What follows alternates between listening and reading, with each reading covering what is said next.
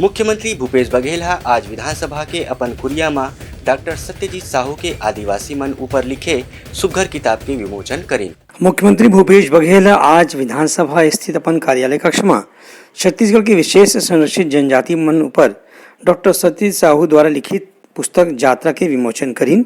ए बेरा में मुख्यमंत्री है कहिन कि जनजाति मन के अध्ययन से छत्तीसगढ़ के संस्कृति और विरासत ला नवा पीढ़ी तक पहुंचाए में मदद मिली। मुख्यमंत्री के यह कहना रही कि छत्तीसगढ़ में आदिवासी मन के बहुत बड़े आबादी निवास करथे।